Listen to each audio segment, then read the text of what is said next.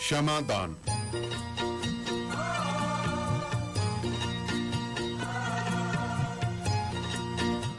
Radio Punjab today ਸੁਣਨ ਵਾਲੇ तमाम ਸਰੋਤਿਆਂ ਨੂੰ ਮੇਰੇ ਵੱਲੋਂ ਸਰਦਾਰ ਬਖਤੌਰ ਸਿੰਘ ਢਿੱਲੋਂ ਵੱਲੋਂ ਪਿਆਰ ਭਰੀ ਸਤਿ ਸ਼੍ਰੀ ਅਕਾਲ, ਖੁਸ਼ਾਮਦੀਦ। ਅੱਜ ਦਿਨ ਹੈ ਜੀ ਸੋਮਵਾਰ, ਤਰੀਕ ਹੈ 18 ਅਪ੍ਰੈਲ, ਸਮਾਂ ਸ਼ਾਮ ਦੇ 6:30 ਦਾ। ਰੇਡੀਓ ਪੰਜਾਬ ਟੁਡੇ ਦੇ ਪ੍ਰੋਗਰਾਮ ਸ਼ਮਾਦਾਨ ਦੇ ਜ਼ਰੀਏ ਇਸ ਵਕਤ ਤੁਸੀਂ ਸਾਡੇ ਨਾਲ ਬਠਿੰਡਾ ਸਟੂਡੀਓ ਤੋਂ ਜੁੜੇ ਹੋਏ ਹੋ। ਇਹ ਪ੍ਰੋਗਰਾਮ ਸੋਮਵਾਰ ਤੋਂ ਲੈ ਕੇ ਸ਼ੁੱਕਰਵਾਰ ਸ਼ਾਮ ਨੂੰ 6:30 ਤੇ ਲਾਈਵ ਪ੍ਰਸਾਰਿਤ ਕੀਤਾ ਜਾਂਦਾ ਹੈ। ਅੱਜ ਦਾ ਇਹ ਪ੍ਰੋਗਰਾਮ ਤੁਹਾਡੇ ਤੱਕ ਪਹੁੰਚਾਇਆ ਜੀ ਪਿੰਡ ਭੈਣੀ ਵੜਿੰਗਾ, ਜ਼ਿਲ੍ਹਾ ਲੁਧਿਆਣਾ ਦੇ ਸਾਡੇ ਲਿਸਨਰਸ ਵੱਲੋਂ, ਜਗਜੀਤ ਸਿੰਘ ਲੰਡਨ ਵੱਲੋਂ।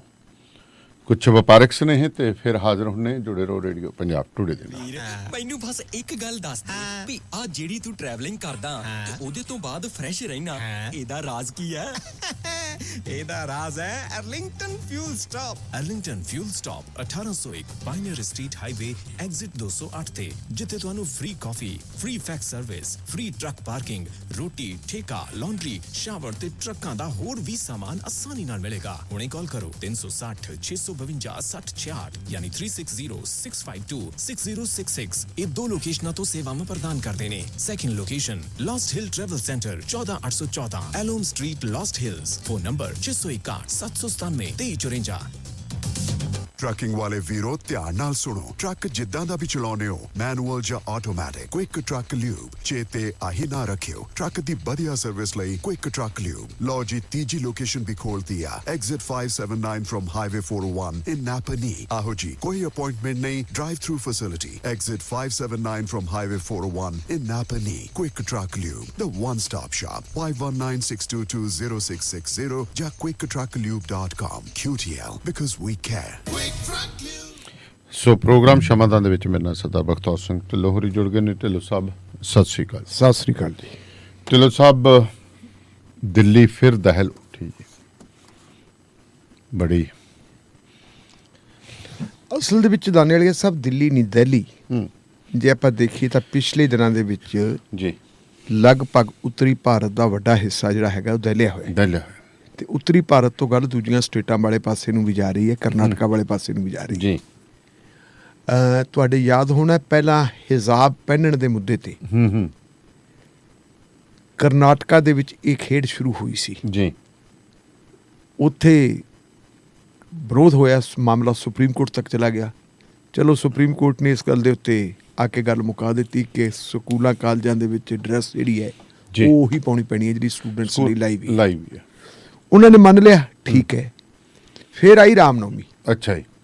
ਰਾਮਨੌਮੀ ਦੇ ਵੇਲੇ ਤੁਸੀਂ ਦੇਖਿਆ ਹੋਣਾ, ਚਾਹੇ ਗੁਜਰਾਤ ਹੋਵੇ, ਹਾਂਜੀ, ਉੱਤਰ ਪ੍ਰਦੇਸ਼ ਹੋਵੇ ਤੇ ਖਾਸ ਕਰਕੇ ਮੱਧ ਪ੍ਰਦੇਸ਼ ਜੀ, ਇਹਨਾਂ ਥਾਵਾਂ ਦੇ ਉੱਤੇ ਜਦੋਂ ਰਾਮਨੌਮੀ ਦੇ ਜਲੂਸ ਨਿਕਲਦੇ ਸੀ, ਇਹ ਜਲੂਸ ਉਹਨਾਂ ਇਲਾਕਿਆਂ ਦੇ ਵਿੱਚ ਗਏ ਜਿੱਥੇ ਘੱਟ ਗਿਣਤੀ ਭਾਈਚਾਰੇ ਦੇ ਲੋਕ ਰਹਿੰਦੇ ਸੀ।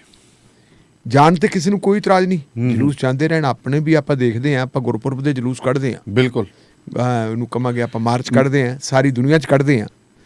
ਵਿਦੇਸ਼ਾਂ ਦੇ ਵਿੱਚ ਜਿਹੜੇ ਪੱਛਮੀ ਦੇਸ਼ ਹੈ, ਜਿੱਥੇ ਨਗਰ ਕੀਰਤਨ ਕਹਿ ਲਓ, ਗੋਰੇ ਲੋਕ ਹੈ, ਉੱਥੇ ਵੀ ਆਪਾਂ ਕੱਢਦੇ ਹਾਂ। ਆਪਾਂ ਸਿੱਖ ਪਰੇਡ ਕਹਿੰਦੇ ਹਾਂ, ਸਿੱਖ ਪਰੇਡ ਕਹਿੰਦੇ ਆਪਾਂ ਉੱਥੇ ਵੀ ਕੱਢਦੇ ਹਾਂ।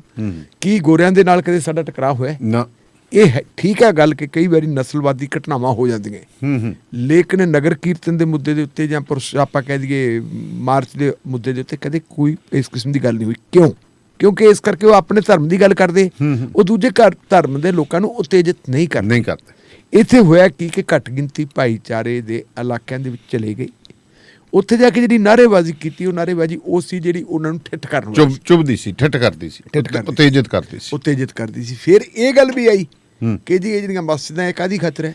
ਇੱਕ ਦੋ ਥਾਵਾਂ ਤੇ ਗੱਲਾਂ ਇਹ ਵੀ ਹੋਈਆਂ ਕਿ ਮਸਜਿਦਾਂ ਦੇ ਵਿੱਚ ਵੀ ਜਬਰੀ ਵੜ ਕੇ ਉੱਥੇ ਜਿਹੜੇ ਹੈਗੇ ਆ, ਕਹਾਂਗੇ ਆਪਾਂ ਇਹਨਾਂ ਨੂੰ ਸਨਾਤਨੀ ਝੰਡੇ, ਉਹ ਲਹਿਰਾਉਣ ਦੀਆਂ ਗੱਲਾਂ ਵੀ ਕੀਤੀਆਂ ਗਈਆਂ ਜੀ।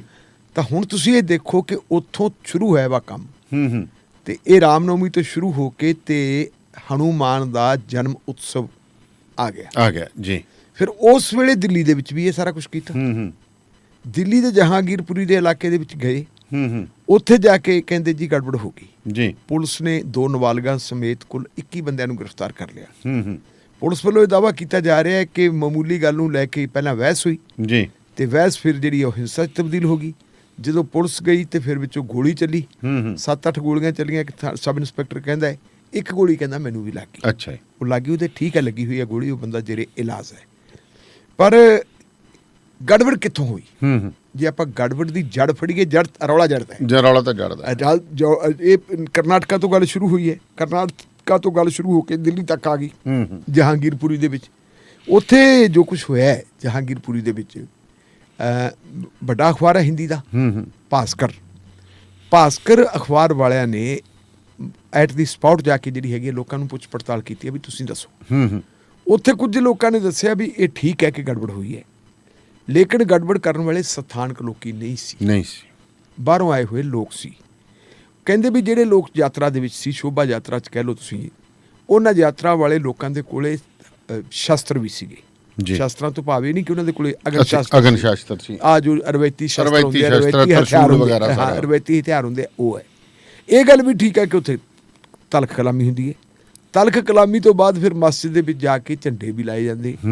ਤਾਂ ਗੜਬੜ ਹੋਣੀ ਸੀ, ਉਹ ਗੜਬੜ ਹੋ ਗਈ। ਜਦੋਂ ਤੁਸੀਂ ਦੂਜੀ ਧਿਰ ਨੂੰ ਜਾ ਕੇ ਉਤੇਜਿਤ ਕਰੋਗੇ ਤੇ ਇਹ ਗੱਲ ਕੁਛ ਹੋਊਗੀ। ਹੁਣ ਜੇ ਆਪਾਂ ਦੇਖੀਏ ਤੇ ਸਾਰਾ ਕੁਝ ਹੋ ਕਿਉਂ ਰਿਹਾ? ਇਹਦਾ ਅਸਲ ਕਾਰਨ ਹੈ ਕਿ 2024 ਦੀਆਂ ਚੋਣਾਂ ਤੋਂ ਪਹਿਲਾਂ ਸੋਸਾਇਟੀ ਦੇ ਵਿੱਚ ਜਿਹੜੀ ਹੈਗੀ ਹੈ ਕਮਿਊਨਲ ਪੋਲਰਾਈਜੇਸ਼ਨ ਪੈਦਾ ਕਰ ਦਿੱਤੀ ਹੈ, ਇਨਸਿਕਿਉਰਿਟੀ ਕ੍ਰੀਏਟ ਕਰਨੀ ਹੈ। ਨਹੀਂ, ਇਨਸਿਕਿਉਰਿਟੀ ਤਾਂ ਵੱਖਰੀ ਗੱਲ ਹੈ। ਇਨਸਿਕਿਉਰਿਟੀ ਤੋਂ ਪਹਿਲਾਂ ਉੱਥੇ ਪੋਲਰਾਈਜੇਸ਼ਨ ਪੈਦਾ ਕਰਨੀ ਹੈ। ਦੋ ਫਿਰਕਿਆਂ ਦੇ ਦਰਮਿਆਨ ਇੱਕ ਘੱਟ ਗਿਣਤੀ ਹੈ, ਇੱਕ ਬਹੁ ਗਿਣਤੀ ਹੈ, ਉਹਨਾਂ ਦੇ ਦਰਮਿਆਨ ਨਫ਼ਰਤ ਪੈਦਾ ਕਰਾਓ, ਨਫ਼ਰਤ ਪੈਦਾ ਕਰਕੇ ਉਹਨਾਂ ਦੀਆਂ ਟੱਕਰਾਂ ਕਰਵਾ ਕੇ ਫਿਰ ਉਹਨਾਂ ਨੂੰ ਦੋ ਹਿੱਸਿਆਂ 'ਚ ਵੰਡਿਆ ਜਾਓ, ਜਿਹਨੂੰ ਆਪਾਂ ਵਰਟੀਕਲ ਸਪਲਿਟ ਕਹਿੰਦੇ ਹਾਂ ਸਮਾਜ ਦੇ ਵਿੱਚ, ਉਹ ਕਰਵਾ ਦਿਓ। ਇੱਕ ਪਾਸੇ ਹਿੰਦੂ ਹੋ ਗਏ, ਦੂਜੇ ਪਾਸੇ ਮੁਸਲਮਾਨ ਹੋ ਗਏ। ਇਹ ਗੱਲ ਉੱਥੇ ਹੋ ਗਈ। ਤੇ ਫਿਰ ਇਹਦੇ ਨਾਲ ਆ ਗਿਆ ਸਾਡਾ ਗੋਦੀ ਮੀਡੀਆ। ਗੋਦੀ ਮੀਡੀਆ ਤੋਂ ਸਵੇਰ ਤੋਂ ਲੈ ਕੇ ਸ਼ਾਮ ਤੱਕ ਪਾਠ ਹੀ ਇਹ ਹੁੰਦਾ ਹੈ। ਉੱਥੇ ਡਿਬੇਟਾਂ ਹੁੰਦੀਆਂ, ਡਿਬੇਟਾਂ ਦੇ ਵਿੱਚ ਇੱਕ ਬਹਾ ਲਿਆ ਮੁਸਲਮਾਨ ਸੱਜਣ, ਉਹਨੂੰ ਕਹਿੰਦਾ ਵੀ ਇਹ ਮੁਸਲਮਾਨਾਂ ਦਾ ਪ੍ਰਤੀਨਿਧ ਹੈ, ਪਰ ਉਹ ਹੁੰਦਾ ਨਹੀਂ। ਉਹ ਅਸਲ ਦੇ ਵਿੱਚ 5-4 ਹਜ਼ਾਰ ਰੁਪਇਆ ਦੇ ਕੇ ਬਹਾਇਆ ਹੁੰਦਾ ਹੈ। ਇੱਕ ਕਹਿੰਦੇ ਜੀ ਇਹ BJP ਦਾ ਹੋ ਗਿਆ, ਇਹ RSS ਦਾ ਹੋ ਗਿਆ ਜੀ, ਇਹ ਅਖਬਾਰ ਦਾ ਪ੍ਰਤੀਨਿਧ ਹੋ ਗਿਆ, ਪੰਚ ਜਨਿਆ ਜਾਂ ਆਰਗੇਨਾਈਜ਼ਰ ਦਾ। ਹੁਣ ਇੱਕ ਜਣਾ ਬੈਠਾ, ਉਹਨੇ ਬੋਲਣਾ ਨਹੀਂ। ਇੱਕ ਤਾਂ ਕੋਈ ਕਾਂਗਰਸੀ ਹੋ ਗਿਆ, ਬੇਇੱਜ਼ਤੀ ਕਰਾਉਣ ਵਾਸਤੇ ਉਹ ਚਲੇ ਜਾਂਦੇ, ਤੁਸੀਂ ਆਹ ਕਰਦੇ ਹੋ, ਤੁਸੀਂ ਆਹ ਕਰਦੇ ਹੋ, ਆਹ ਕਰਦੇ ਹੋ। ਇਹਦੇ ਤੇ ਵੀ ਹੁਣ ਸੰਬਤ ਪਾਤਰਾ ਨਹੀਂ ਕਿ ਸੰਬਤ ਪਾਤਰਾ ਕਹਿੰਦਾ ਅਸਲ ਦੇ ਵਿੱਚ ਕਹਿੰਦਾ ਕਿਉਂ ਹੋਇਆ ਸਾਰਾ ਕੁਛ? ਕਹਿੰਦਾ ਇਸ ਕਰਕੇ ਹੋਇਆ ਕਿ ਜਿਹੜਾ ਪਿਛਲੇ ਲੰਬੇ ਸਮੇਂ ਤੋਂ ਇੱਕ ਭਾਈਚਾਰੇ ਨੂੰ ਵੋਟਾਂ ਦੀ ਖਾਤਰ ਇੰਪੀਚ ਕੀਤਾ ਜਾ ਰਿਹਾ ਸੀ। ਇੰਪੀਚਮੈਂਟ ਕਹਿੰਦੇ ਉਹਨੇ ਆਪਾਂ ਨੂੰ ਬੰਦਿਆਂ ਨੂੰ ਲੰਬੇ ਕੀਤਾ, ਜਿਹੜੀ ਉਹਨਾਂ ਨੂੰ ਘੱਟ ਗਿਣਤੀ ਭਾਈਚਾਰੇ ਨੂੰ ਥੋੜਾ ਜਿਹਾ ਮਤਲਬ ਜਿਹੜਾ ਉਤਾਂ ਚੱਕਣਾ ਵੀ ਉਹਨਾਂ ਨੂੰ ਬੇਲੋੜੀਆਂ ਫੈਸਿਲਿਟੀਜ਼ ਦੇਣੀਆਂ, ਉਹਨਾਂ ਨੂੰ ਬੇਲੋੜੀਆਂ ਫੈਸਿਲਿਟੀਜ਼ ਦੇ ਕੇ ਸਾਰਾ ਕੁਝ ਕੀਤਾ। ਕਹਿੰਦੇ ਉਹਦਾ ਪ੍ਰਤੀਕਰਮ ਹੈ, ਉਹਦੇ ਪ੍ਰਤੀਕਰਮ ਦੇ ਵਿੱਚ ਇਹ ਗੱਲਾਂ ਨਿਕਲਦੀਆਂ। ਹੁਣ ਅਗਲੀ ਗੱਲ ਕੀ ਹੈ ਇਹਦੇ ਤੇ ਕਿ ਪਿਛਲੇ ਦਿਨਾਂ ਦੇ ਵਿੱਚ ਇੱਕ ਸਟੇਟਮੈਂਟ ਆਉਂਦੀ ਹੈ ਮਿਸਟਰ ਭਗਵਤ ਦੀ। ਭਗਵਤ ਹੋਰੀ RSS ਦੇ ਚੀਫ ਹੈਗੇ ਜੀ। ਭਗਵਤ ਹੋਰਾਂ ਦੀਆਂ ਸਟੇਟਮੈਂਟਾਂ ਨੂੰ ਤੁਸੀਂ ਦੇਖੋ, ਉਹ ਕਹਿੰਦੇ ਆ ਕਿ ਬਿਲਕੁਲ ਜਿਹੜੇ ਹੈਗੇ ਇਸ ਦੇਸ਼ ਦੇ ਵਿੱਚ ਘੱਟ ਗਿਣਤੀ ਲੋਕ ਸੁਰੱਖਿਅਤ ਹੈ ਜੀ, ਅਸੀਂ ਉਹਨਾਂ ਦੀ ਸੁਰੱਖਿਆ ਦੀ ਗਰੰਟੀ ਲੈਣੀ।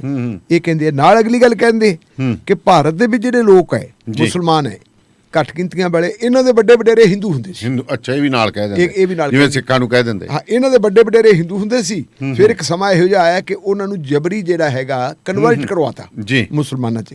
ਹੁਣ ਕਹਿੰਦੇ ਵੀ ਜੇ ਘਰ ਵਾਪਸੀ ਕਰ ਲੈਣਗੇ, ਸ਼ੁੱਧੀਕਰਨ ਵੀ ਹੋ ਜਾਊਗਾ ਤੇ ਘਰ ਵਾਪਸੀ ਹੋ ਜਾਊਗੀ। ਅਗਲੀ ਗੱਲ ਉਹਨਾਂ ਨੇ ਇੱਕ ਹੋਰ ਕਰਤੀ, ਉਹ ਬੜੀ ਅਜੀਬ ਕਰਤੀ। ਕਹਿੰਦੇ ਜੀ ਅਖੰਡ ਭਾਰਤ, ਕਹਿੰਦੇ ਜੋਤਸ਼ੀ ਕਹਿੰਦੇ ਸੀ, ਵੱਡੇ ਵੱਡੇ ਸੰਤ ਮਹਾਂਪੁਰਸ਼ ਕਹਿੰਦੇ ਸੀ ਵੀ 30-35 ਸਾਲ ਲੱਗ ਜਾਣਗੇ ਜੀ ਅਖੰਡ ਭਾਰਤ ਨੂੰ ਬਣਨ ਵਾਸਤੇ। ਅੱਛਾ ਜੀ। ਪਰ ਕਹਿੰਦੇ ਵੀ ਮੇਰੀ ਸਮਝ ਹੈ ਹੁਣ 30-35 ਸਾਲ ਨਹੀਂ, ਹੁਣ ਤਾਂ ਕੰਮ 15 ਸਾਲਾਂ 'ਚ ਅਖੰਡ ਭਾਰਤ ਨਾਲ ਹੋ ਜਾਊਗਾ। ਅਸੀਂ ਹਿੰਸਾ ਨਹੀਂ ਕਰਦੇ ਕਹਿੰਦਾ, ਇਹ ਵੀ ਕਹਿੰਦਾ ਭਾਗਵਤ, ਪਰ ਸਾਡੇ ਹੱਥ ਦੇ ਵਿੱਚ ਡੰਡਾ ਜ਼ਰੂਰ ਹੋਊ। ਕਿਆ ਕਮਾਲ ਦੀ ਦਲੀਲ ਹੈ। ਹਿੰਸਾ ਕਰਨੀ ਨਹੀਂ, ਡੰਡਾ ਕਾਹਦੀ ਖਾਤਰ ਹੋਊਗਾ? ਡੰਡੇ ਦੀ ਪੂਜਾ ਕਰਨੀ। ਦੱਸੋ, ਡੰਡੇ ਦੇ ਰਾਹੀਂ ਲੋਕਾਂ ਦੇ ਵਿੱਚ ਜਿਹੜਾ ਇੱਕ ਫੀਅਰ ਕ੍ਰੀਏਟ ਕਰਨਾ, ਉਹਨਾਂ ਦੇ ਵਿੱਚ ਡਰ ਕ੍ਰੀਏਟ ਕਰਨਾ ਤੇ ਉਹਨਾਂ ਨੂੰ ਉਸ ਪਾਸੇ ਲੈ ਕੇ ਆਉਣਾ। ਹੁਣ ਅਖੰਡ ਭਾਰਤ ਦਾ ਮਤਲਬ ਕੀ ਹੈ? ਜੇ ਆਪਾਂ ਅਖੰਡ ਭਾਰਤ ਦੀ ਗੱਲ ਕਰੀਏ ਤਾਂ ਇਹ ਕਹਿੰਦੇ ਜੀ ਉਹ ਪੁਰਾਣੇ ਜ਼ਮਾਨੇ ਦੇ ਵਿੱਚ ਜਿਹੜਾ ਹੈਗਾ ਸਾਰੇ ਕਿੱਥੋਂ ਤੱਕ ਸੀ। ਇਹ ਕਹਿੰਦੇ ਜੀ ਬਰਮਾ ਵੀ ਸਾਡੇ 'ਚ ਜੀ, ਸ਼੍ਰੀਲੰਕਾ ਵੀ ਸਾਡਾ ਹਿੱਸਾ, ਨੇਪਾਲ ਵੀ ਸਾਡਾ ਹਿੱਸਾ, ਪਾਕਿਸਤਾਨ ਤਾਂ ਕੱਲ੍ਹ ਤੱਕ ਰਿਹਾ ਹੈ, ਬੰਗਲਾਦੇਸ਼ ਕੱਲ੍ਹ ਤੱਕ ਰਿਹਾ ਹੈ, ਫਿਰ ਅਫਗਾਨਿਸਤਾਨ ਵੀ ਸਾਡੇ ਵਿੱਚ ਸੀ। ਸਾਰਾ ਮਹਾਰਾਜਾ ਰਣਜੀਤ ਸਿੰਘ ਵਾਲਾ ਰਾਜ ਲੈ ਕੇ ਐਨ ਸਾਰਾ ਕਿੱਡਾ ਵੱਡਾ ਜਿਹੜਾ ਹੈਗਾ ਇਹਨੂੰ ਆਪਾਂ ਭਾਰਤੀ ਉਪ ਮਹਾਦੀਪ ਵਾਲੀ ਗੱਲ ਕਹਿ ਦਈਏ। ਚੀਨ ਦਾ ਇੱਕ ਹਿੱਸਾ ਵੀ, ਤਿੱਬਤ ਵੀ ਸਾਡਾ, ਚਲੋ ਤਾਂ ਹੈ ਹੀ ਸੀ। ਇਹ ਕਹਿੰਦੇ ਸਾਰਾ ਸਾਡਾ ਹਿੱਸਾ ਸੀ। ਹੁਣ ਕੀ ਇਹਦਾ ਮਤਲਬ ਇਹ ਕਿ ਇਹਨਾਂ ਨੂੰ ਸਾਰਿਆਂ ਨੂੰ ਮਿਲਾਉਣਗੇ? ਅਖੰਡ ਭਾਰਤ 15 ਦਿਨਾਂ ਦੇ ਵਿੱਚ ਫੇਰ ਬਣੂਗਾ? ਇਹਦੇ ਤੇ ਓਬੈਸੀ ਦੀ ਟਿੱਪਣੀ ਆਈ ਇੱਕ। ਓਬੈਸੀ ਵੀ ਤੁਹਾਨੂੰ ਪਤਾ ਉਹ ਵੀ ਅੱਗ ਲਾਊ ਹੈ, ਬਿਲਕੁਲ। ਇਹ ਜੇ ਹਿੰਦੂਆਂ ਵਾਲੇ ਪਾਸੋਂ ਇਹ ਅੱਗ ਲਾਊਗਾ ਤਾਂ ਉਹ ਮੁਸਲਮਾਨਾਂ ਵਾਲੇ ਪਾਸੋਂ ਹੁੰਦਾ ਤੇ ਜਦੋਂ ਅੱਗ ਲਾਉਣ ਵਾਲੇ ਦੋਨੇ ਹੁਣ ਉਹ ਇੱਕ ਦੂਜੇ ਦੇ ਫਿਰ ਜਿਹੜੇ ਹਿੱਤ ਪੂਰਦੇ ਆ, ਪੂਰਦੇ ਬਿਲਕੁਲ ਉਹ ਪੂਰਦੇ ਪੂਰਦੇ ਆ ਕਿਉਂਕਿ ਉਹਨਾਂ ਨੇ ਮੁਸਲਮਾਨਾਂ ਨੂੰ ਪੋਲਰਾਈਜ਼ ਕਰਨਾ, ਉਹਨਾਂ ਨੇ ਹਿੰਦੂਆਂ ਨੂੰ ਹਿੰਦੂਆਂ ਨੂੰ ਪੋਲਰਾਈਜ਼ ਕਰਨਾ ਤੇ ਜਿਹੜੀ ਠੱਕ ਉਹਨਾਂ ਦਾ ਚੱਲੀ ਜਾਣਾ। ਉਹਨਾਂ ਚੱਲੀ ਜਾਂਦਾ। ਉਹ ਹੁਣ ਕੀ ਕਹਿੰਦਾ, ਉਹ ਕਹਿੰਦਾ ਵੀ ਤੁਸੀਂ ਐ ਕਰੋ, ਚਾਈਨਾ ਥੋੜਾ ਬਹੁਤ ਵੱਡਾ ਇਲਾਕਾ ਦਾ ਵੀ ਬੈਠਾ ਹੈ, ਪਾਰਲੀਮੈਂਟ ਦੇ ਵਿੱਚ ਕਹਿੰਦੇ ਪ੍ਰਧਾਨ ਮੰਤਰੀ ਨੂੰ ਕਹਿ ਦੇ 2 ਸ਼ਬਦ ਕਹਿ ਦੇਵੇ ਛਡਾਵਾਂਗੇ ਅਸੀਂ। ਹਾਂ ਅੱਛਾ, ਛਡਾਉਣ ਵਾਲੀ ਗੱਲ ਹੀ ਕਹਿ ਦੇਵੇ। ਹਾਂ ਤੇ ਕਿਉਂ ਨਹੀਂ? ਇਹ ਕਿਉਂ ਨਹੀਂ ਕਹਿੰਦੇ? ਇਹ ਉਹਦੀ ਗੱਲ ਹੈ। ਉਹ ਤੋਂ ਅੱਗੇ, ਹਾਂਜੀ ਉਹ ਤੋਂ ਅੱਗੇ ਇੱਕ ਹੋਰ ਗੱਲ ਹੈ ਕਿ ਪਿਛਲੇ ਦਿਨੀ ਦਿੱਲੀ ਦੇ ਵਿੱਚ ਇੱਕ ਮੀਟਿੰਗ ਹੁੰਦੀ ਹੈ, ਉਹਦੇ ਵਿੱਚ ਲਗਭਗ ਸਾਰੀਆਂ ਹੀ ਵਿਰੋਧੀ ਧਿਰ ਨਾਲ ਸੰਬੰਧਿਤ ਜਿਹੜੀਆਂ ਕੌਮੀ ਪਾਰਟੀਆਂ ਉਹ ਬਹਿੰਦ ਗਏ ਜੀ। ਰੀਜਨਲ ਪਾਰਟੀਆਂ ਵਿੱਚ ਕੁਝ ਹੋ ਗਿਆ, ਸ਼ਾਇਦ 13 ਪਾਰਟੀਆਂ ਇਕੱਠੀਆਂ ਹੋ ਗਈਆਂ। 13 ਪਾਰਟੀਆਂ ਦੇ ਲੀਡਰ ਸੋਨੀਆ ਗਾਂਧੀ ਦੀ ਅਗਵਾਈ ਤੇ ਸ਼ਰਦ ਪਵਾਰ ਜੀ ਦੀ ਪਹਿਲ ਕਦਮੀ ਨਾਲ ਉਹ ਮੀਟਿੰਗ ਹੁੰਦੀ ਹੈ। ਉਹਦੇ ਵਿੱਚ ਚਿੰਤਾ ਪ੍ਰਗਟ ਕੀਤੀ ਗਈ ਕਿ ਮੁਲਕ ਦੇ ਵਿੱਚ ਹੋ ਕੀ ਰਿਹਾ, ਮੁਲਕ ਜਾ ਕਿੱਧਰ ਨੂੰ ਰਿਹਾ, ਇਹਨੂੰ ਮੁਲਕ ਨੂੰ ਬਚਾਉਣ ਵਾਸਤੇ ਸਾਨੂੰ ਉੱਠ ਕੇ ਖੜੇ ਹੋਣਾ ਪੈਣਾ। ਆਪਾਂ ਖੜੇ ਹੋਈਏ, ਲੋਕਾਂ ਨੂੰ ਸੱਦਾ ਦੇਈਏ ਕਿ ਇਹ ਗੱਲ ਹੈ ਜੀ। ਇਹ ਤੋਂ ਅਗਲੀ ਗੱਲ ਹੈ, ਹੁਣ ਅਗਲੀ ਮੀਟਿੰਗ ਜਿਹੜੀ ਹੋਣੀ ਹੈ ਉਹ ਹੋਣੀ ਹੈ ਮਹਾਰਾਸ਼ਟਰ। ਅੱਛਾ ਜੀ। ਤੇ ਮਹਾਰਾਸ਼ਟਰ ਦੇ ਵਿੱਚ ਜਿਹੜੀ ਮੀਟਿੰਗ ਰੱਖੀ ਹੈ ਉਹ ਮੀਟਿੰਗ ਹੈਗੀ ਗੈਰ ਬੀਜੇਪੀ ਮੁੱਖ ਮੰਤਰੀਆਂ ਦੀ। ਅੱਛਾ ਜੀ। ਮੁੱਖ ਮੰਤਰੀ ਨੂੰ ਬੁਲਾਇਆ ਜਾਵੇ। ਇਹ ਮੈਂ ਅੱਜ ਹੀ ਸਟੇਟਮੈਂਟ ਪੜ੍ਹੀ ਹੈ ਸੰਜੇ ਰਾਊਤ ਦੀ। ਸੰਜੇ ਰਾਊਤ ਤੁਹਾਨੂੰ ਪਤਾ ਵੀ ਬੀਜੇਪੀ ਦਾ ਰਾਜ ਸਭਾ ਦਾ ਮੈਂਬਰ ਵੀ, ਸੌਰੀ ਸ਼ਿਵ ਸੈਨਾ ਦਾ ਰਾਜ ਸਭਾ ਦਾ ਮੈਂਬਰ ਵੀ ਹੈ। ਉਹ ਸਾਹਮਣਾ ਅਖਬਾਰ ਦਾ ਐਡੀਟਰ ਵੀ ਹੈ। ਉਹਦੀ ਇਹ ਸਟੇਟਮੈਂਟ ਹੈ। ਪਰ ਤੁਸੀਂ ਉਹਨੂੰ ਦੇਖੋ ਕਿ ਜਿਹੜੀ ਦਿੱਲੀ ਮੀਟਿੰਗ ਹੋਈ ਹੈ ਜੀ, ਦਿੱਲੀ ਮੀਟਿੰਗ ਦੇ ਵਿੱਚ ਸਾਰੀਆਂ ਪਾਰਟੀਆਂ ਕਿ ਗਏ। ਰੀਜਨਲ ਪਾਰਟੀਆਂ ਦੇ ਵਿੱਚ ਅਕਾਲੀ ਪਾਰਟੀ ਨਹੀਂ ਗਈ ਜੀ। ਆਮ ਆਦਮੀ ਪਾਰਟੀ ਦਾ ਉਸ ਮੀਟਿੰਗ ਦੇ ਵਿੱਚ ਸ਼ਾਮਲ ਨਾ ਹੋਣਾ ਮੈਨੇ ਰੱਖਦਾ ਸਾਬਤ ਕੀ ਕਰਦਾ ਹੈ?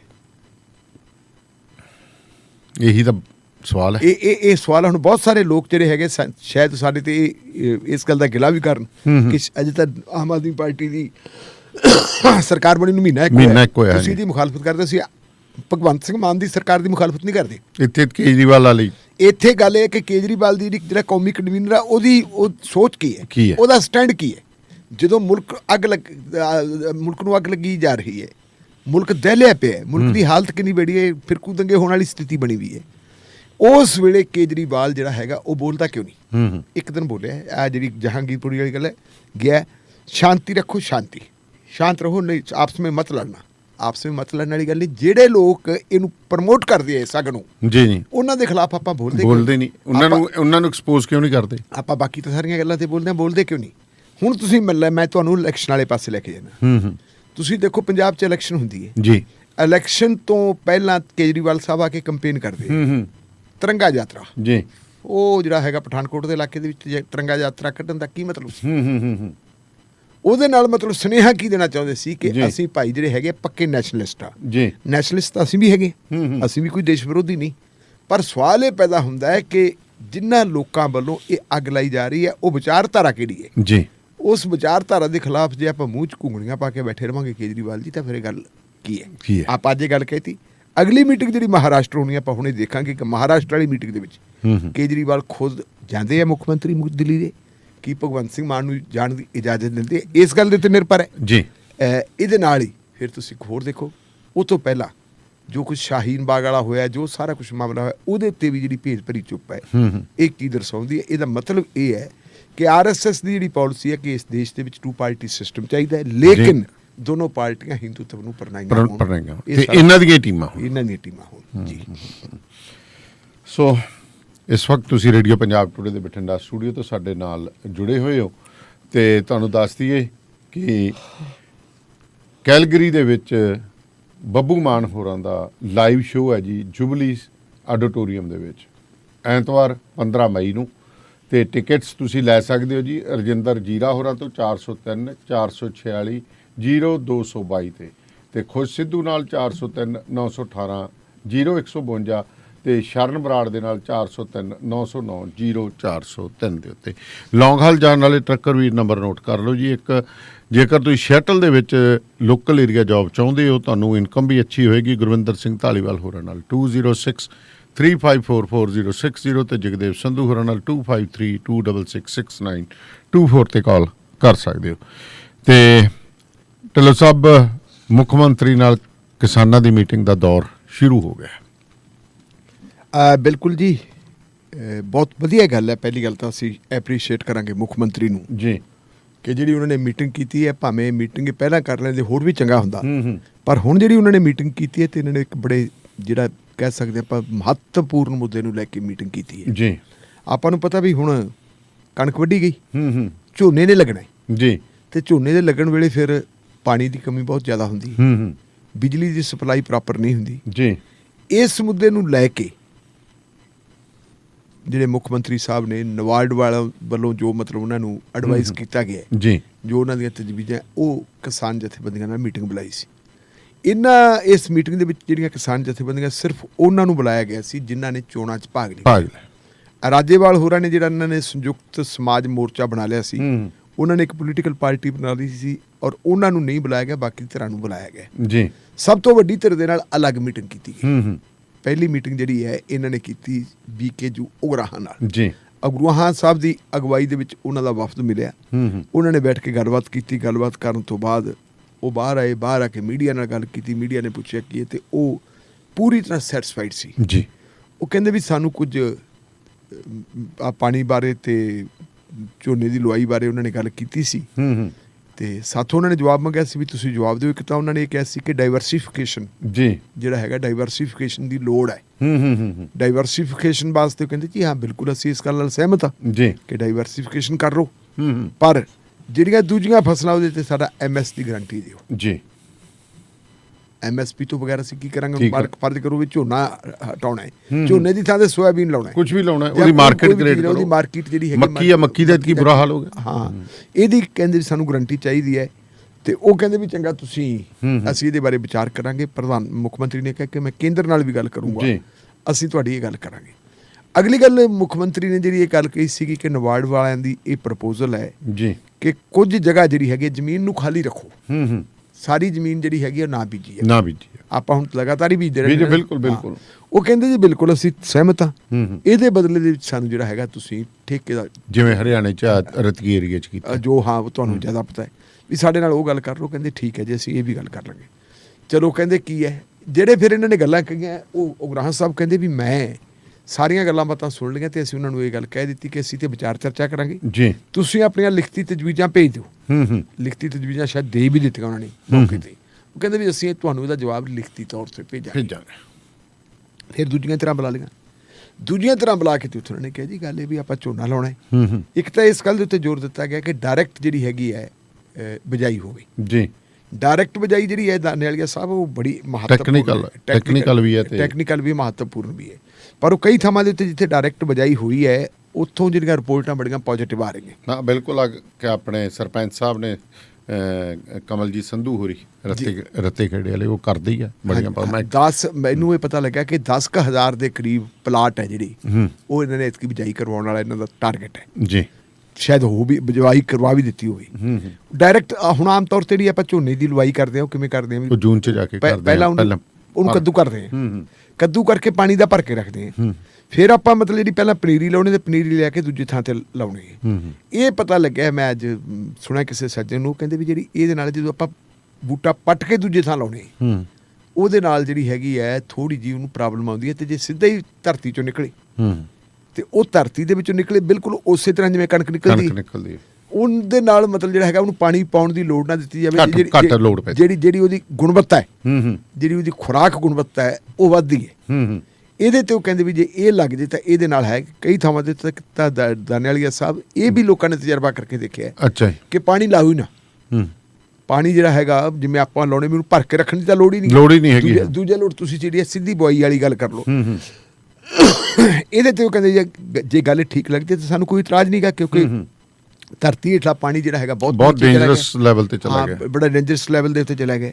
ਫਿਰ ਅੱਗੇ ਗੱਲ ਆ ਗਈ ਸੀ ਕਿ ਜਿਹੜੀ ਉਹਨਾਂ ਨੇ ਇੱਕ ਸੁਜੈਸਟ ਇਹ ਵੀ ਕੀਤਾ ਸੀ ਕਿਸਾਨਾਂ ਨੇ ਕਿ ਤੁਸੀਂ ਬਾਸਮਤੀ ਦਾ ਜਿਹੜਾ MSP ਹੈ ਉਹ ਫਿਕਸ ਕਰੋ, ਕਿਉਂਕਿ ਬਾਸਮਤੀ ਨੂੰ ਮੇਰਾ ਖਿਆਲ ਟਾਈਮ ਘੱਟ ਲੱਗਦਾ, ਬਹੁਤ ਘੱਟ ਟਾਈਮ, ਪਾਣੀ ਵੀ ਬਹੁਤ ਘੱਟ, ਪਾਣੀ ਵੀ ਘੱਟ ਲੱਗਦਾ, ਵੀ ਅਸੀਂ ਉਹ ਲਾ ਸਕਦੇ ਹਾਂ। ਉਹ ਕਹਿੰਦੇ ਜੀ ਚਲੋ ਅਸੀਂ ਇਹ ਤੇ ਵੀ ਵਿਚਾਰ ਕਰਦੇ ਹਾਂ।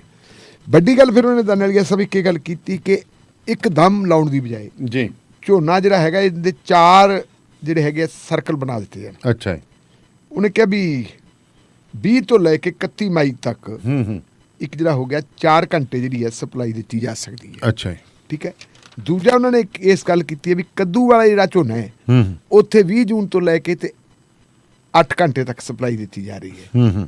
ਕਿਸਾਨਾਂ ਦਾ ਜ਼ੋਰ ਇਹ ਹੈ, ਉਹਨਾਂ ਨੇ ਕਿਹਾ ਕਿ ਤੁਸੀਂ ਆਪਾਂ ਜਿਹੜਾ ਹੈਗਾ 20 ਜੂਨ ਤੋਂ ਲਾਈਏ, ਤੇ ਕਿਸਾਨਾਂ ਨੇ ਇਹ ਗੱਲ ਕਹੀ ਹੈ ਜੀ ਇਹ 10 ਜੂਨ ਜਿਹੜਾ ਹੈਗਾ ਉਹ ਠੀਕ ਆ, ਕਿਉਂਕਿ ਬਾਅਦ ਚ ਲੇਟ ਬੜਾ ਹੋ ਜਾਂਦਾ, ਸਾਨੂੰ ਗਿੱਲੀ ਨਮੀ ਬਹੁਤ ਆਉਂਦੀ ਹੈ, ਫਿਰ ਵੇਚਣ ਚ ਬੜੀ ਮੁਸ਼ਕਲ ਆਉਂਦੀ ਹਾਂਜੀ ਹੈ। ਹਾਂਜੀ ਹਾਂਜੀ ਤੇ ਇਹ ਜਿਹੜੀਆਂ ਹੈਗੀਆਂ ਇਹਨਾਂ ਦੀਆਂ ਗੱਲਾਂ ਬਾਤਾਂ ਸਾਰੀਆਂ ਹੋਈਆਂ ਜੀ। ਤੇ ਮੇਰੇ ਖਿਆਲ ਮੁਤਾਬਕ ਇਹਦੇ ਨਾਲ ਜਿਹੜੀ ਹੈ ਨਾ, ਕਿਉਂਕਿ ਆਪਾਂ ਪਹਿਲਾਂ ਦੇਖਦੇ ਰਹੇ ਹਾਂ, ਹੁਣ ਜਿਹੜੀ ਵੇਖਣ ਵਾਲੀ ਚੀਜ਼ ਹੈ ਵੀ ਭਗਵੰਤ ਸਿੰਘ ਮਾਨ ਨੇ ਜਿਹੜੀ ਇਹ ਮੀਟਿੰਗ ਕੀਤੀ ਹੈ, ਮੀਟਿੰਗ ਇਹ ਸਾਰਥਕ ਰਹੀ ਹੈ।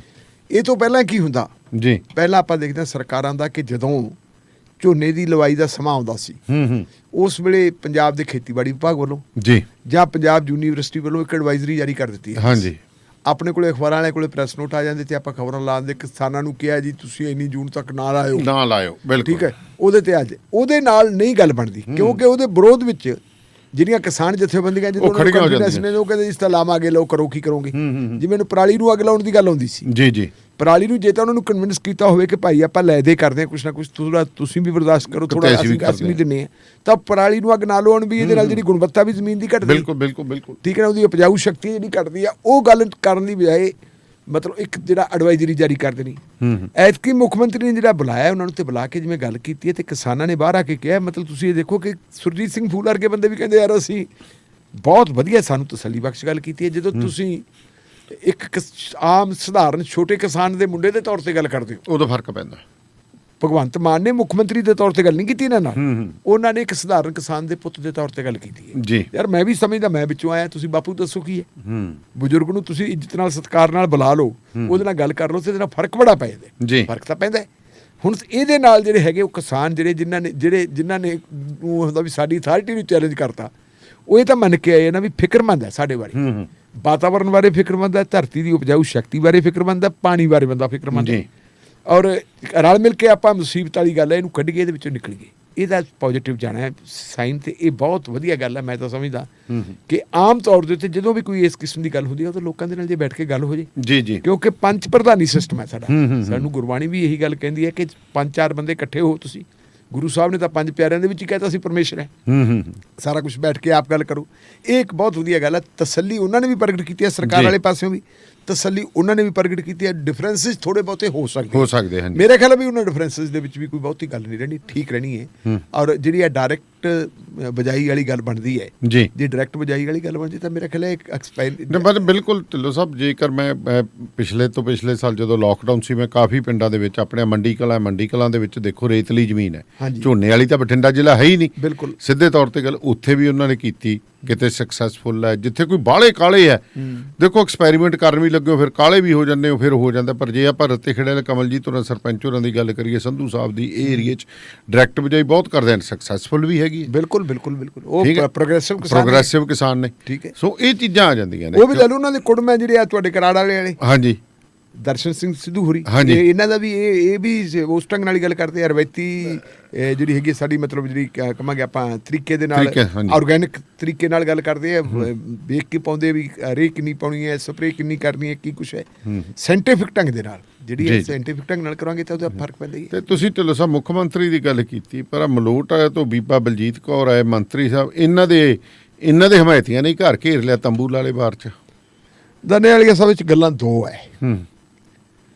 ਆਮ ਆਦਮੀ ਪਾਰਟੀ ਦੇ ਕੁਝ ਲੀਡਰ ਤੇ ਵਰਕਰ ਇਕੱਠੇ ਹੋ ਕੇ ਆ ਗਏ, ਉਹਨਾਂ ਨੇ ਆ ਕੇ ਬੀਬੀ ਬਲਜੀਤ ਕੌਰ ਦੇ ਘਰ ਦੇ ਮੂਹਰੇ ਧਰਨਾ ਲਾ ਲਿਆ। ਬੀਬੀ ਬਲਜੀਤ ਕੌਰ ਸ਼ਾਇਦ ਪਾਸੇ ਸੀ, ਬਾਹਰ ਗਏ ਸੀ, ਆਏ, ਉਹਨਾਂ ਨੇ ਆ ਕੇ ਹੱਥ ਬੰਨੀ ਵੀ ਆਓ ਅੰਦਰ ਬੈਠੋ, ਤੁਸੀਂ ਪਰਿਵਾਰ ਦੇ ਮੈਂਬਰ, ਆਪਾਂ ਗੱਲ ਕਰ ਰਹੇ। ਕਹਿੰਦੇ ਨਹੀਂ, ਤੁਸੀਂ ਚਾਹ ਪੀਓ ਜੀ, ਕਹਿੰਦੇ ਤੁਸੀਂ ਚਾਹ ਪਾਣੀ ਪੀਓ, ਕੋਈ ਨਹੀਂ ਅਸੀਂ ਗੱਲ ਕਰਾਂਗੇ। ਹੁਣ ਜੇ ਆਪਾਂ ਸਾਡੇ ਕੋਲ ਜਿਹੜੇ ਮੌਜੂਦਾ ਵਿਧਾਇਕ ਹੈ, ਉਹਨਾਂ ਵਿਧਾਇਕਾਂ ਦੀ ਗੱਲ ਕਰੀਏ ਤਾਂ ਬੀਬੀ ਬਲਜੀਤ ਕੌਰ ਪ੍ਰੋਫੈਸਰ ਸਾਧੂ ਸਿੰਘ ਦੀ ਬੇਟੀ ਹੈ। ਅੱਛਾ, ਨੰਬਰ 1। ਨੰਬਰ 2, ਉਹ ਅੱਖਾਂ ਦੀ ਇੱਕ ਮਾਹਰ ਡਾਕਟਰ, ਬੜੀ ਕਹਿੰਦੇ ਤਾਂ ਮੁਕਤਸਰ ਕਹਿੰਦੇ ਪ੍ਰਾਈਵੇਟ ਡਾਕਟਰ ਹੀ ਫੇਲ ਕਰਤੇ ਸੀ ਉਹਨੇ। ਮਤਲਬ ਤੁਸੀਂ ਇਹ ਦੇਖੋ ਕਿ ਕੰਪੇਨ ਦੇ ਦੌਰਾਨ ਵੀ ਜਦੋਂ ਕੋਈ ਮਤਲਬ ਬੁੜੀ ਠਹਿਰੀ ਸਾਹਮਣੇ ਆ ਜਾਂਦੀ ਵੀ ਆ ਕੁੜੀਏ ਭਾਈ ਆ ਵੇਖੀ ਮੇਰੀ ਅੱਖ, ਤੇ ਉਹ ਕੰਪੇਨ ਛੱਡ ਕੇ ਤੇ ਉੱਥੇ ਵੀ ਅੱਖਾਂ ਚੈੱਕ ਕਰਨ ਲੱਗ ਜਾਂਦੀ। ਮੈਨੂੰ ਇਹ ਵੀ ਰਿਪੋਰਟਾਂ ਮਿਲ ਗਈਆਂ ਕਿ ਜਦੋਂ ਬੀਬੀ ਸਰਵਿਸ ਦੇ ਵਿੱਚ ਹੁੰਦੀ ਸੀ ਜੀ, ਉਦੋਂ ਦਵਾਈ ਬੂਟੀ ਵਾਸਤੇ ਦੇਖਣਾ ਕਿ ਬੰਦਾ ਗਰੀਬ ਹੈ ਤੇ ਉਹਨੂੰ ਆਪਦੇ ਕੋਲੋਂ ਦਵਾਈ ਵੀ ਮੰਗਵਾ ਕੇ ਦੇ ਦੇਣੀ ਕਿ ਭਾਈ ਤੂੰ ਆਪਦੀ ਦਵਾਈ ਪਵਾ ਲਾ। ਇਹ ਠੀਕ ਹੈ ਕਿ ਆਮ ਆਦਮੀ ਪਾਰਟੀ ਦੇ ਅੱਗੇ ਆਉਣ ਦਾ ਵੱਡਾ ਕਾਰਨ ਹੈ ਕਿ ਲੋਕ ਰਵਾਇਤੀ ਪਾਰਟੀਆਂ ਤੋਂ ਅੱਗੇ ਹੋਏ ਸੀ, ਬਿਲਕੁਲ। ਲੇਕਿਨ ਸਾਡੇ ਮਾਲਵੇ ਖਿੱਤੇ ਦੇ ਵਿੱਚ 3-4 MLA ਉਹ ਬਣੇ ਜਿਹੜੇ MLA ਨੂੰ ਲੋਕ ਵੀ ਪਸੰਦ ਕਰਦੇ ਸੀ ਕਿ ਕੈਂਡੀਡੇਟ। ਮਿਸਾਲ ਦੇ ਤੌਰ ਤੇ ਤੁਸੀਂ ਦੇਖੋ ਵੀ ਬਠਿੰਡੇ ਤੋਂ ਜਗਰੂਪ ਗਿੱਲ ਹੈ, ਹਾਂ ਬਿਲਕੁਲ ਲੋਕ ਇਹ ਗੱਲ ਕਹਿੰਦੇ ਸੀ ਵੀ ਬੰਦਾ ਬਿਲਕੁਲ ਸਾਫ਼ ਸੁਥਰਾ ਹੈ ਤੇ ਭ੍ਰਿਸ਼ਟਾਚਾਰ ਦਾ ਕੋਈ ਇਲਜ਼ਾਮ ਨਹੀਂ ਲੱਗਦਾ, ਇਹਦੇ ਵਿੱਚ ਤੜਕ ਫੜਕ ਕੋਈ ਨਹੀਂ ਹੈ, ਜੀ ਇਹ ਧਰਤੀ ਤੋਂ ਨੀਵਾਂ ਹੋ ਕੇ ਚੱਲਣ ਵਾਲਾ ਬੰਦਾ ਉੱਚਾ ਹੋ ਕੇ ਚੱਲਣ ਵਾਲਾ ਨਹੀਂ। ਗੁਰਮੀਤ ਸਿੰਘ ਖੁੱਡੀਆਂ ਬੜੇ ਲੰਬੇ ਸਮੇਂ ਦੇ ਉੱਤੋਂ ਉਹ ਹੈ, ਜੀ। ਬੀਬੀ ਬਲਜੀਤ ਕੌਰ ਹੈ, ਇਹ ਤਿੰਨ ਬੰਦੇ ਉਹ ਹੈ ਜਿਹੜੇ ਬੰਦਿਆਂ ਦੀ ਆਪਣੀ ਜਿਹੜੀ ਹੈਗੀ ਹੈ ਕਮਾਈ ਹੈ ਜੀ, ਜਿਹੜੀ, ਜੀ। ਉਹ ਵੀ ਉਹਨਾਂ ਦੀ ਜਿੱਤ ਦਾ ਇੱਕ ਕਾਰਨ ਬਣੀ ਹੈ। ਹੁਣ ਉਹ ਕਹਿੰਦੇ ਜਿਹੜੇ ਉਹਨਾਂ ਦੇ ਸੱਜਣਾ ਦਾ ਇਲਜ਼ਾਮ ਹੈ, ਉਹ ਕਹਿੰਦੇ ਜੀ ਗੱਲ ਇਹ ਹੈ ਕਿ ਬੀਬੀ ਬਲਜੀਤ ਕੌਰ ਸਾਡੀ ਗੱਲਬਾਤ ਨਹੀਂ ਸੁਣਦੀ, ਅੱਛਾ ਜੀ ਪੀਏ ਨੇ ਬਾਹਰਲਾ ਬੰਦਾ ਰੱਖਿਆ ਵਾ ਤੇ ਪੀਏ ਜਿਹੜਾ ਹੈ ਛੇਤੀ ਤੇ ਸਾਡੀ ਗੱਲ ਨਹੀਂ ਕਰਾਉਂਦਾ। ਅੱਛਾ ਜੀ ਪਹਿਲੀ ਗੱਲ ਤਾਂ ਦਾਨੀਵਾਲੀਆ ਸਾਹਿਬ ਇਹ ਹੈ ਕਿ ਐਮਐਲਏ ਵਾਸਤੇ ਟੈਲੀਫੋਨ ਦੇ ਉੱਤੇ ਹਰੇਕ ਬੰਦੇ ਨਾਲ ਗੱਲ ਕਰਨੀ ਸੰਭਵ ਨਹੀਂ। ਅੱਕ ਤਾਂ ਆਪਾਂ ਜਾਨੇ ਆਪੇ ਜਾਨੇ, ਬਿਲਕੁਲ ਸਿਆਣੀ ਗੱਲ ਹੈ। ਕੰਮ ਐਮਐਲਏ ਕੋਲੇ ਜਿਹਦੇ ਕੋਲੇ 60-65 ਪਿੰਡ ਹੈ, ਕਿੰਨਾ ਵੱਡਾ ਸ਼ਹਿਰ ਹੈ, ਉਹਨੇ ਸਾਰਿਆਂ ਨੂੰ ਗੱਲ ਕਰਨੀ ਕਰਾਉਣੀ, ਤੁਸੀਂ ਬੈਠ ਕੇ ਫਿਰ ਕਈ ਵਾਰੀ ਗੱਲ ਇਹ ਹੁੰਦੀ ਹੈ ਕਿ ਮੇਰੇ ਵਰਗਾ ਰਾਤ ਨੂੰ ਜਾਂ ਔਖੇ ਵੇਲੇ ਲਾ ਲੈਂਦਾ, ਉਧਰੋਂ ਤਾਂ ਰੋਟੀ ਖਾ ਰਿਹਾ ਹੁੰਦਾ ਬੰਦਾ, ਜਾਂ ਚਾਹ ਪਾਣੀ ਪੀਂਦਾ, ਨਹਾਉਣ ਧੋਣ ਦਾ ਟਾਈਮ ਹੁੰਦਾ, ਉਧਰੋਂ ਕਹਿੰਦਾ ਜੀ ਮੇਰੀ ਗੱਲ ਸੁਣੋ, ਫਿਰ ਗੱਲ ਬਰੀਫ ਚ ਨਹੀਂ ਕਰਨੀ, ਫਿਰ ਉਹਨੇ ਲੰਬੀ ਸੱਟ ਲੈਂਦੇ, ਹੋਰ ਸੁਣਾਓ ਕਰ ਇਹ ਸੰਭਵ ਨਹੀਂ। ਇਹ ਪੀਏ ਦੀ ਵੀ ਮਜਬੂਰੀ ਹੈ ਕਿ ਪੀਏ ਨੇ ਆਪਣੇ ਜਿਹੜਾ ਹੈਗਾ ਬੌਸ ਹੈ ਉਹਦੇ ਨਾਲ ਲੋਕਾਂ ਦੀ ਗੱਲਬਾਤ ਕਰਾਉਣੀ ਹੈ। ਕਿੰਨੇ ਕਹੇ, ਉਹਨੇ ਕਹਿਤਾ ਵੀ ਪਹਿਲਾਂ ਮੈਨੂੰ ਹੀ ਦੱਸ ਦਿਓ ਕੰਮ ਕੀ ਹੈ, ਮੈਂ ਬਰੀਫ ਸ਼ਾਇਦ ਮੈਂ ਹੀ ਕਰਦੇ ਆ। ਅੱਜ ਮੈਂ ਹੁਣ ਜਗਰੂਪ ਸਿੰਘ ਦੇ ਪੀਏ ਨਾਲ ਗੱਲ ਕੀਤੀ ਹੈ, ਮੈਂ ਕਿਹਾ ਭਾਈ ਦਾਦੀ ਪੋਤੀ ਪਾਰਕ ਸਾਰਾ ਸੁੱਕ ਗਿਆ, ਕੋਈ ਪਾਣੀ ਪਾਉਣ ਨਹੀਂ ਆਉਂਦਾ, ਤੇ ਸਵੇਰ ਨੂੰ ਭਾਈ ਇੰਤਜ਼ਾਮ ਕਰਾ ਦਿਓ, ਬਸ ਗੱਲ ਖਤਮ ਹੋਈ। ਵਧੀਆ, ਹਾਂ ਉਹ ਜੇ ਨਹੀਂ ਹੋਊਗਾ ਤਾਂ ਆਪਣੇ ਆਪ ਦੇ ਮਾਲਕ ਨੂੰ ਕਹੂਗਾ। ਹਾਂ ਬਿਲਕੁਲ ਉਹ ਚਲੋ ਉਹਨੇ ਦੱਸ ਦੇਣਾ ਵੀ ਆ ਲੋ ਜੀ ਅੱਜ ਦਾਨੀਵਾਲੀਆ ਸਾਹਿਬ ਦਾ ਫੋਨ ਆਇਆ ਸੀਗਾ ਜੀ, ਉਹ ਪ੍ਰਧਾਨ ਵੀ ਹੈ ਉਸ ਇਲਾਕੇ ਦੇ, ਉਹ ਸਾਰਾ ਕੁਝ ਉਹਨੇ ਗੱਲ ਕਹਿਤੀ, ਇਹ ਪੈਣੀ ਕਿ ਤੁਸੀਂ ਆਪਦਾ ਸੁਨੇਹਾ ਲਾਤਾ, ਸੁਨੇਹਾ ਲਾਉਣਾ। ਅਗਲੀ ਉਹਨਾਂ ਨੂੰ ਇਹ ਗੱਲ ਕਹਿੰਦੀ ਕਿ ਤਾਂ ਸਾਡੀ ਤਾਂ ਸੁਣਵਾਈ ਹੈ ਨਹੀਂ, ਤੇ ਜਿਹੜੇ ਪੁਰਾਣੇ ਕਹਿੰਦੇ ਬੰਦੇ ਆ ਨਾ ਜਿਹੜੇ ਦੂਜੀਆਂ ਪਾਰਟੀਆਂ ਵਾਲੇ, ਉਹਨਾਂ ਦੀ ਸੁਣਵਾਈ ਜ਼ਿਆਦਾ ਹੁੰਦੀ ਹੈ। ਖਾਸ ਕਰਕੇ ਉਹਨਾਂ ਨੇ ਕਿਹਾ ਕਿ ਜਿਹੜੇ ਲੋਕ ਅਜੈਬ ਸਿੰਘ ਭੱਟੀ ਨਾਲ ਫਿਰਦੇ ਹੁੰਦੇ ਸੀ, ਹੁਣ ਬੀਬੀ ਨਾਲ ਵੀ ਫਿਰਦੇ। ਅੱਛਾ, ਦਾਨੀਵਾਲੀਆ ਸਾਹਿਬ ਆਮ ਆਦਮੀ ਪਾਰਟੀ ਜੀ ਪਾਰਟੀ ਨਹੀਂ ਬਣੀ, ਨਹੀਂ ਬਣੀ, ਇਹਨਾਂ ਦੇ ਕੋਲੇ ਜਥੇਬੰਦਕ ਢਾਂਚਾ ਨਹੀਂ ਹੈਗਾ, ਬਿਲਕੁਲ ਨਹੀਂ ਹੈਗਾ। ਇਹਨਾਂ ਦੇ ਕੋਲੇ ਵਲੰਟੀਅਰ ਹੈ, ਇਹਨਾਂ ਦੇ ਨਾਲੋਂ ਵਲੰਟੀਅਰ ਤੁਰੇ ਫਿਰਦੇ ਆ, ਤੇ ਜਿਹੜੀ ਇਲੈਕਸ਼ਨ ਜਿੱਤਣੀ ਹੁੰਦੀ ਹੈ, ਇਲੈਕਸ਼ਨ ਜਿੱਤੀ ਜਾਂਦੀ ਹੈ ਲੋਕਾਂ ਦੀ ਮਦਦ ਨਾਲ। ਕੋਈ ਵੀ ਪਾਰਟੀ ਜੇ ਆਪਾਂ RSS ਵਾਲਿਆਂ ਵੀ ਕਹਿ ਦਈਏ ਬੀਜੇਪੀ ਦੀ ਹੈ, ਪਰ ਉਹ ਵੀ ਨਹੀਂ, ਉਹਨਾਂ ਨੂੰ ਵੋਟ ਬਹੁਤ ਸਾਰੇ ਲੋਕ ਤਾਂ ਉਹ ਹੈ ਨਾ ਵੋਟਰ ਜਿਹੜੇ ਕਿਸੇ ਪਾਰਟੀ ਦੇ ਮੈਂਬਰ ਨਹੀਂ ਹੈ। ਹੁਣ ਉਹ ਵੋਟਰ ਜਿਹੜੇ ਹੈਗੇ, ਉਹਨੇ ਇੱਕ ਵਾਰੀ ਕਿਸੇ ਨੇ ਅਕਾਲੀ ਦਲ ਨੂੰ ਪਾਤੀ, ਫਿਰ ਅਗਲੀ ਵਾਰੀ ਕਾਂਗਰਸ ਨੂੰ ਪਾਤੀ, ਐਤਕੀ ਆਮ ਆਦਮੀ ਪਾਰਟੀ ਨੂੰ ਪਾਤੀ, ਇਹ ਤਾਂ ਉਹਨਾਂ ਨੇ ਵੇਖ ਕੇ ਫੈਸਲਾ ਕਰ ਲੈਣਾ ਕਿ ਜੀ ਪਿਛਲੀ ਸਰਕਾਰ ਦੇਖ ਲਈ ਕਿੰਨੇ। ਜੇ ਹੁਣ ਬੀਬੀ ਬਲਜੀਤ ਕੌਰ, ਡਾਕਟਰ ਬਲਜੀਤ ਕੌਰ MLA ਜਿੱਤੀ ਹੈ ਤਾਂ ਕੱਲੀ ਆਮ ਆਦਮੀ ਪਾਰਟੀ ਦੀਆਂ ਵੋਟਾਂ ਨਾਲ ਨਹੀਂ, ਲੋਕਾਂ ਨਾਲ ਵੀ ਵਰਕਰਾਂ ਨੇ ਕੰਮ ਕੀਤਾ, ਜੀ ਸਦਕੇ ਉਹਨਾਂ ਨੇ ਕੀਤਾ, ਉਹਨਾਂ ਦੀ ਸ਼ਾਬਾਸ਼ੀ। ਲੇਕਿਨ ਬਹੁਤ ਸਾਰੇ ਲੋਕ ਤੁਹਾਨੂੰ ਉਹ ਵੀ ਮਿਲ ਜਾਂਦੇ ਆ ਜਿਹੜੇ ਦੂਜੀਆਂ ਪਾਰਟੀਆਂ 'ਚ ਟੁੱਟ ਕੇ ਆਉਂਦੇ, ਤੁਹਾਡੇ ਵਾਸਤੇ ਕੰਮ ਕਰਦੇ। ਬਿਲਕੁਲ। ਮੈਂ ਤੁਹਾਨੂੰ ਦਾਨੀਵਾਲੀਆ ਸਾਹਿਬ ਆਪਣੀ ਜਿਹੜੀ ਹੈਗੀ ਆ ਮੇਰੀਆਂ ਅੱਖਾਂ ਦੇ ਸਾਹਮਣੇ ਹੋਈ ਵਾਪਰੀ ਗੱਲ ਜਿਹਦੇ 'ਚ ਮੈਂ ਸ਼ਾਮਲ ਸੀ, ਅੱਛਾ ਜੀ, ਉਹ ਗੱਲ ਦੱਸਦਾ। ਬਹੁਤ ਸਮਾਂ ਪਹਿਲਾਂ ਜਦੋਂ ਮੈਂ ਨਵਾਂ ਪੋਲੀਟਿਕਸ ਦੇ ਵਿੱਚ ਆਇਆ, ਮੈਂ ਸਟੂਡੈਂਟ ਫਰੰਟ ਦੇ ਉੱਤੇ ਕੰਮ ਕਰਦਾ ਹੁੰਦਾ ਸੀ। ਹੋਇਆ ਇਹ ਜੀ ਕਿ ਚੋਣਾਂ ਆ ਗਈਆਂ ਵਿਧਾਨ ਸਭਾ ਦੀਆਂ। ਚੋਣਾਂ ਦੇ ਵਿੱਚ ਇੱਕ ਪਾਸੇ ਖੜੇ ਹੋ ਗਏ ਮਾਸਟਰ ਬਾਬੂ ਸਿੰਘ ਜੀ, ਉਹਨਾਂ ਕੋਲ CPI ਦਾ ਟਿਕਟ ਸੀ। ਦੂਜੇ ਪਾਸੇ ਮੁਕਾਬਲੇ ਦਿੱਤੇ ਹੋ ਗਏ ਹਰਬੰਸ ਸਿੰਘ ਸਿੱਧੂ, ਬੰਦਾ ਉਹ ਵੀ ਪਾਪੂਲਰ ਸੀ ਰਾਮਪੁਰਾ ਫੂਲ ਦੇ ਵਿੱਚ ਜੀ। ਦੋਨਾਂ ਦੀ ਬਰਾਬਰ ਦੀ ਟੱਕਰ।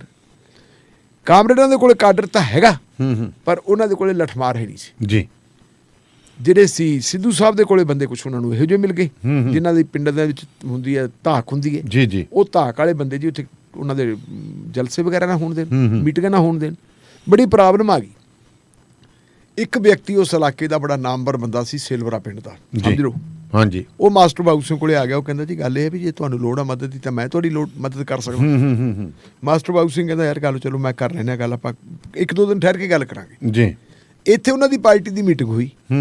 ਉਸ ਮੀਟਿੰਗ ਦੇ ਵਿੱਚ ਆ ਕੇ ਮਾਸਟਰ ਬਾਬੂ ਸਿੰਘ ਨੇ ਦੱਸਿਆ ਵੀ ਐਂ ਕਰਕੇ ਆਹ ਪ੍ਰੋਬਲਮ ਆ ਰਹੀ ਹੈ। ਕਹਿੰਦੇ ਜੀ ਫਿਰ ਕੋਈ ਪ੍ਰਬੰਧ ਕਰੋ ਜੀ। ਉਹ ਕਹਿੰਦਾ ਮੇਰੇ ਕੋਲੇ ਫਲਾਨਾ ਸਿਉ ਆਇਆ ਸੀ।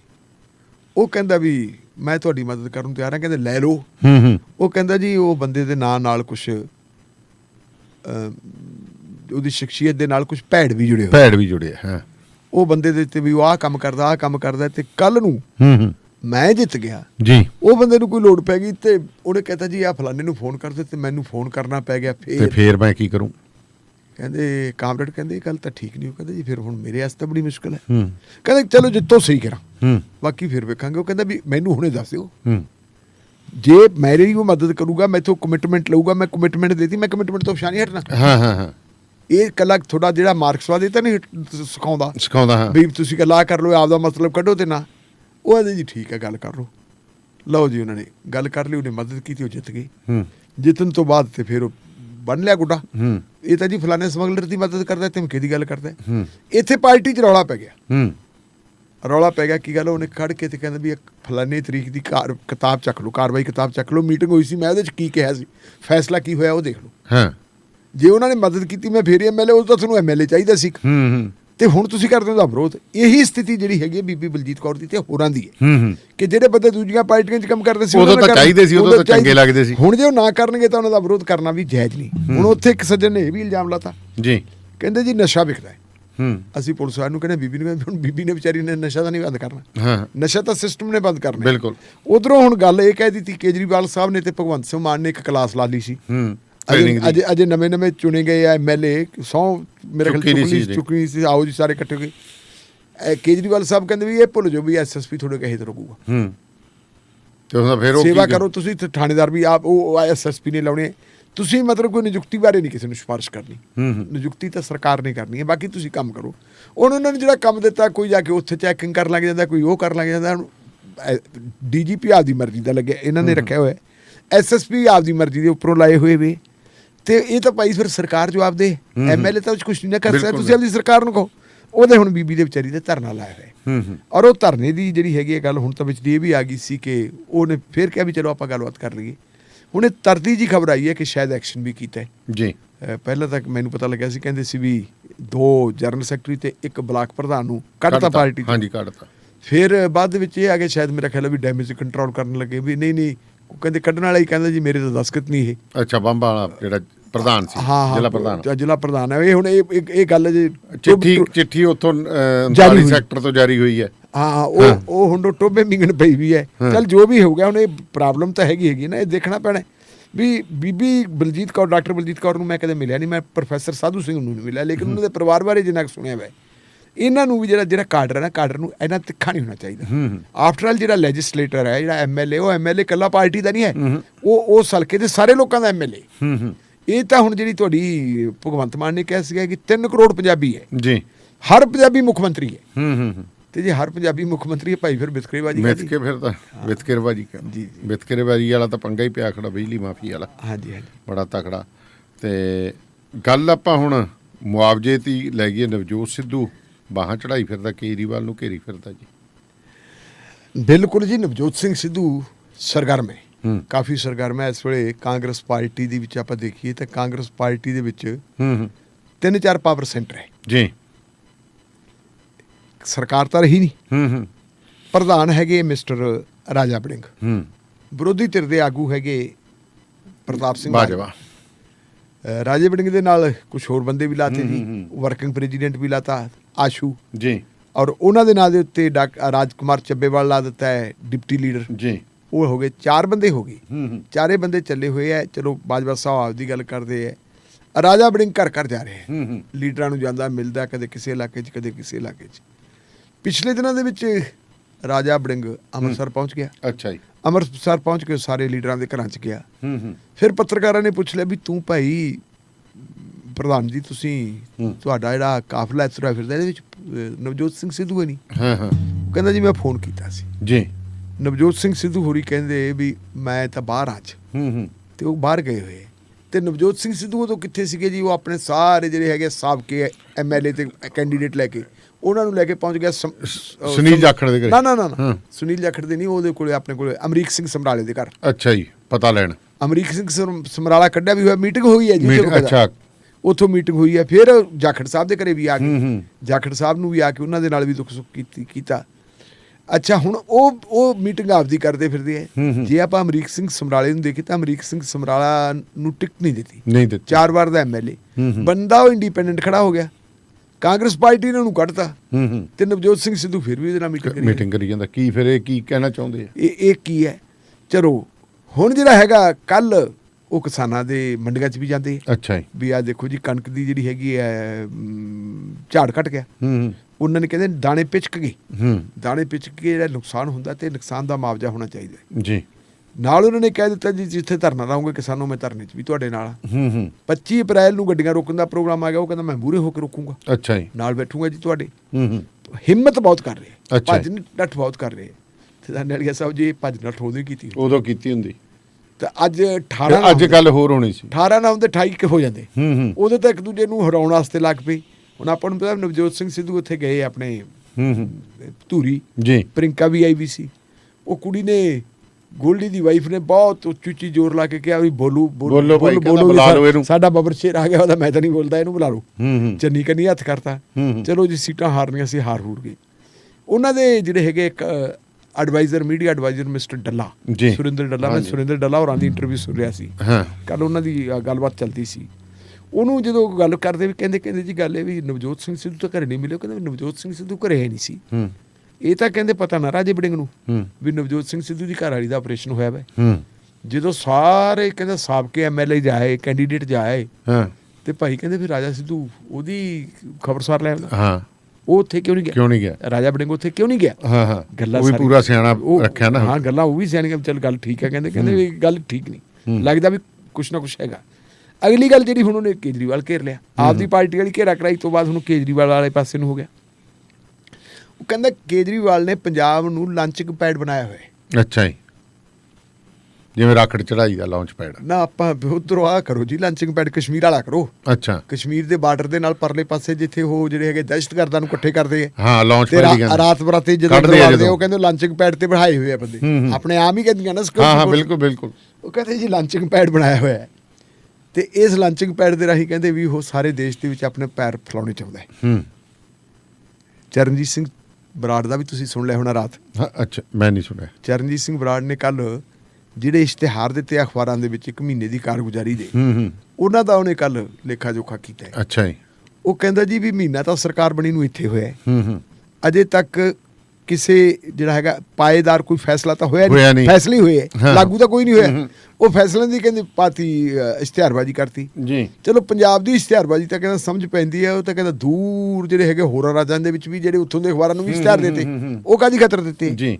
ਉਹ ਹੁਣ ਆਹ ਨਵਜੋਤ ਸਿੱਧੂ ਦੀ ਗੱਲ ਲੱਗਦੀ ਹੈ ਵੀ ਲਾਂਚਿੰਗ ਪੈਡ ਵਾਲੀ ਗੱਲ ਹੈ। ਹੁਣ ਪੈਸਾ ਤਾਂ ਕਿਉਂਕਿ ਪੰਜਾਬ ਦਾ ਬਿਲਕੁਲ। ਪੰਜਾਬ ਦੇ ਖਜ਼ਾਨੇ 'ਚ ਜਾਂਦੇ, ਲੋਕਾਂ ਦੇ ਟੈਕਸ ਦਾ ਪੈਸਾ ਜਾਂਦਾ ਹੈ। ਕੰਪੇਨ ਕਿੱਥੇ ਹੁੰਦੀ ਹੈ ਜੀ? ਉਹ ਗੁਜਰਾਤ 'ਚ ਵੀ ਹੁੰਦੀ ਹੈ, ਤੇ ਹਿਮਾਚਲ ਪ੍ਰਦੇਸ਼ 'ਚ ਵੀ ਹੁੰਦੀ ਹੈ, ਰਾਜਸਥਾਨ 'ਚ ਵੀ ਹੁੰਦੀ ਹੈ, ਹੋਰਾਂ ਥਾਵਾਂ 'ਤੇ ਹੁੰਦੀ ਹੈ। ਉਹ ਕਹਿੰਦੇ ਸਿੱਧੂ ਸਾਹਿਬ ਕਹਿੰਦੇ ਵੀ ਜਿੱਦੇ ਦੇ CM ਬਣੇ ਹੈ ਕੇਜਰੀਵਾਲ ਸਾਹਿਬ, ਇਹਨਾਂ ਨੇ ਪਹਿਲਾਂ ਤਾਂ ਕਦੇ ਮੁਆਵਜ਼ੇ ਦੀ ਗੱਲ ਨਹੀਂ ਕੀਤੀ। ਅੱਛਾ ਜੀ।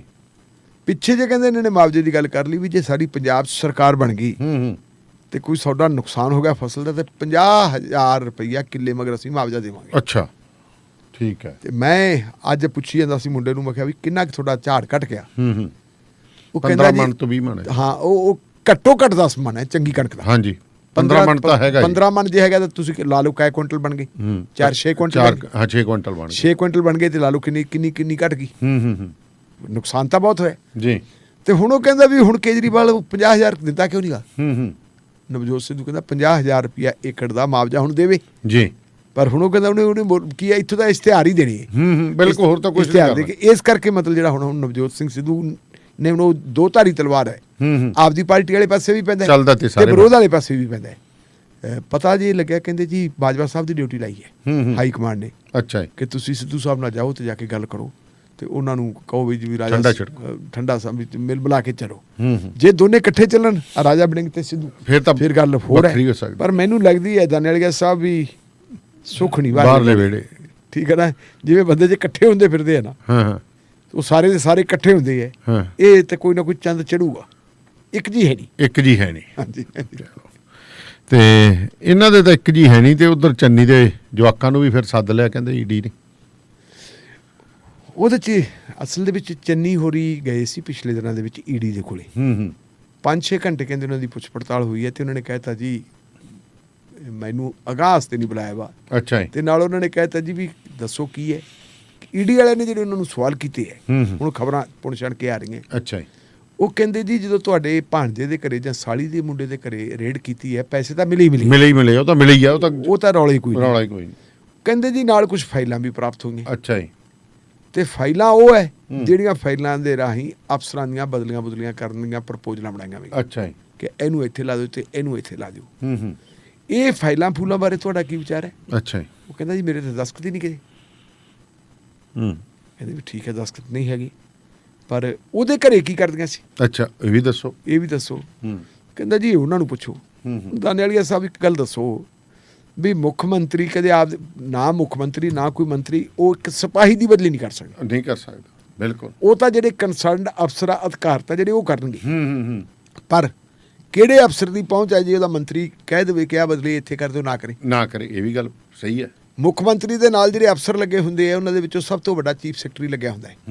ਉਹ ਤਾਂ ਚਲੋ ਚੀਫ ਸੈਕਟਰੀ ਮੁੱਖ ਮੰਤਰੀ ਦੀ ਆਪਦੀ ਪਸੰਦ ਦਾ ਹੁੰਦਾ ਹੈ ਜੀ। ਇੱਕ ਉਹਦੇ ਨਾਲ ਹੁੰਦਾ ਪ੍ਰਿੰਸੀਪਲ ਸੈਕਟਰੀ। ਜੀ। ਪ੍ਰਿੰਸੀਪਲ ਸੈਕਟਰੀ ਵੱਲੋਂ ਕਹੇ ਹੋਏ ਸ਼ਬਦ ਜਿਹੜੇ ਆ ਉਹ ਮੁੱਖ ਮੰਤਰੀ ਦੇ ਸ਼ਬਦ ਮੰਨੇ ਜਾਂਦੇ, ਬਿਲਕੁਲ ਮੰਨੇ ਜਾਂਦੇ। ਹੁਣ ਪ੍ਰਿੰਸੀਪਲ ਸੈਕਟਰੀ ਨੇ ਕਹਿੰਦਾ ਵੀ ਆਹ ਗੱਲ ਕਰ ਦਿਓ, ਆਹ ਕਰ ਦਿਓ, ਆਹ ਕਰ ਦਿਓ। ਆਪਾਂ ਸ਼ਾਇਦ ਪਹਿਲਾਂ ਵੀ ਗੱਲ ਕੀਤੀ ਸੀ, ਕਰੀ ਕੈਬਨਿਟ 'ਚ ਰੌਲਾ ਪੈ ਗਿਆ ਸੀ। ਰਾਣੇ ਗੁਰਜੀਤ ਨੇ ਕਹਿੰਦਾ ਸੀਗਾ ਜੀ SSPਆਂ ਦੀਆਂ ਤਾਂ ਪੋਸਟਾਂ ਨਿਲਾਮ ਹੋਈਆਂ। ਹਾਂ। ਤੇ ਉਹ ਖੜਾ ਹੋ ਕੇ ਆਪਣਾ ਸੁਖਜਿੰਦਰ ਰੰਧਾਵਾ ਕਹਿੰਦਾ ਤੂੰ ਮੈਨੂੰ ਕਹਿੰਦਾ ਮੈਂ ਨਹੀਂ ਕਹਿੰਦਾ ਕੌਣ ਐ ਉਂਗਲ ਕਰਤੀ, ਕਹਿੰਦਾ ਉਹ ਕਹਿੰਦਾ। ਇੱਕ ਹੋਰ ਵਜ਼ੀਰ ਕੰਨੀ ਗੱਲ ਕਰਤੀ, ਉਦੋਂ ਬੜਾ ਰੌਲਾ ਪਿਆ ਸੀ। ਜਿਹੜਾ 111 ਦਿਨ ਦਾ ਰਾਜ ਭਾਗ ਹੈ, 111 ਦਿਨ ਦੇ ਰਾਜ ਭਾਗ ਦੇ ਵਿੱਚ ਬਦਲੀਆਂ ਕਿੱਡੀ ਵੱਡੀ ਪੱਧਰ ਤੇ ਹੋਈਆਂ, ਬਹੁਤ ਵੱਡੇ ਪੱਧਰ ਤੇ ਹੋਈਆਂ। ਤੇ ਉਹਨਾਂ ਦੇ ਵਿੱਚੋਂ ਫਿਰ ਜਿਹੜੀ ਹੈਗੀ ਚਲੋ ਬਾਕੀ ਤਾਂ ਮਾਈਨਿੰਗ ਵਾਲੀ ਕਮਾਈ ਤਾਂ ਵੱਖਰੀ ਹੈ। ਉਹ ਵੀ ਕਹਿੰਦਾ ਮੁੰਡਾ ਹਨੀ ਕਹਿੰਦਾ ਈਡੀ ਵਾਲੇ ਕਹਿੰਦੇ ਉਹ ਕਹਿੰਦਾ ਵੀ ਮੈਂ ਤਾਂ ਭਾਈ ਸਾਡੇ ਉਦੋਂ ਤਾਂ ਐਂ ਵੀ ਹੋ ਗਏ ਸੀ ਤੇ ਸਰਕਾਰ ਅਗਲੀ ਬਣਦੀ ਵੀ ਦਿੰਦੀ ਸੀ, ਵੱਧ ਵੀ ਦੇ ਗਏ ਸੀ ਪੱਕੇ ਰਹਿਣਾ ਹਾਂ ਪੱਕੇ ਰਹਾਂਗੇ। ਕਿਉਂਕਿ ਮੈਨੂੰ ਤਾਂ ਇੰਨਾ ਹੀ ਪਤਾ ਨਾ ਕੇਬਲ 'ਚ ਵੀ ਹਿੱਸਾ ਪਾਤਾ ਸੀ ਨਾ। ਹਾਂ ਅੱਛਾ ਵੀ ਅਗਲੀ ਸਰਕਾਰ ਬਣ ਗਈ ਤੇ ਕੇਬਲ 'ਚ ਵੀ ਹਿੱਸਾ ਪਾਤਾ ਸੀ। ਮਸਲਾ ਹੱਲ ਕਰਤਾ ਸੀ। ਹੋ ਗਿਆ ਸੀ ਮਸਲਾ ਹੱਲ। ਕੀ ਬਾਤ ਕਰਦੇ ਹੋ? ਹਾਂ, ਇਹੋ ਜਿਹੀ ਨਹੀਂ ਗੱਲ ਕਰ ਰਹੇ। ਤੇ ਉਹ ਸਾਰਾ ਕੁਝ ਆ ਗਿਆ। ਹੁਣ ਉਹ ਕਹਿੰਦੇ ਚਲੋ ਠੀਕ ਹੈ ਤੁਸੀਂ ਨਹੀਂ। ਹੁਣ ਦੋ ਗੱਲਾਂ ਹੋ ਗਈਆਂ। ਇੱਕ ਤਾਂ ਉਹ ਕਹਿੰਦੇ ਜੀ ਈਡੀ ਵਾਲਿਆਂ ਦੀ ਦਿੱਲੀ ਤੋਂ ਸਟੇਟਮੈਂਟ ਲੱਗੀ ਹੈ ਵੀ ਅਸੀਂ ਜਿਹੜੇ ਅਫਸਰ ਮੁੱਖ ਮੰਤਰੀ ਦਫ਼ਤਰ 'ਚ ਤਾਇਨਾਤ ਸੀ, ਮੁੱਖ ਮੰਤਰੀ ਨੂੰ ਅਗਲੀ ਪੜਾਅ ਦੇ ਵਿੱਚ ਉਹਨਾਂ ਦੀ ਪੁੱਛਗਿੱਛ ਵੀ ਕਰ ਰਹੀ ਹੈ। ਅੱਛਾ ਕਿ ਦੱਸੋ ਭਾਈ ਤੁਸੀਂ ਕਿਹਦੇ ਕਹਿੰਦੇ ਸੀ। ਤੇ ਅਗਲੀ ਗੱਲ ਜਿਹੜੇ ਫਿਰ ਲੱਗੇ ਸੀ ਉਹਨਾਂ ਨੂੰ ਪੁੱਛਾਂਗੇ, ਉਹਨਾਂ ਨੂੰ ਵੀ ਸੱਦਾਂਗੇ ਵੀ ਤੁਸੀਂ ਦੱਸੋ ਭਾਈ ਫਿਰ ਇਹ ਤੁਸੀਂ ਲੱਗੇ ਕਿਵੇਂ 111 ਦਿਨਾਂ ਵਾਸਤੇ ਕਿਵੇਂ ਲੱਗੇ ਸੀ, ਕੀ ਕਰ ਸੀ, ਐਡੇ ਵੱਡੇ ਪੱਧਰ ਤੇ ਕੀ ਕੁਝ ਹੋਇਆ, ਕੀ ਲੈਣ ਦੇਣ ਹੋਇਆ। ਉਹ ਹੈ ਨਾਲ ਹੀ ਅਗਲੀ ਗੱਲ ਆ ਗਈ ਵੀ ਭੁਪਿੰਦਰ ਸਿੰਘ ਹਣੀ ਇਕੱਲਾ ਤਾਂ ਨਹੀਂ ਕੁਝ ਕਰ ਸਕਦਾ। ਫਿਰ ਹਣੀ ਜਿਹੜੇ ਵਿਆਹਾਂ ਦੇ ਵਿੱਚ ਪ੍ਰਬੰਧ ਕਰਦਾ ਫਿਰਦਾ ਸੀ, ਸਾਰਾ ਉਹੀ ਕੁਝ ਕੀਤਾ ਕਰਾਇਆ ਸੀ। ਚੰਨੀ ਸਾਹਿਬ ਦੇ 2 ਪੁੱਤਰ ਵੀ ਹੈ ਜੀ।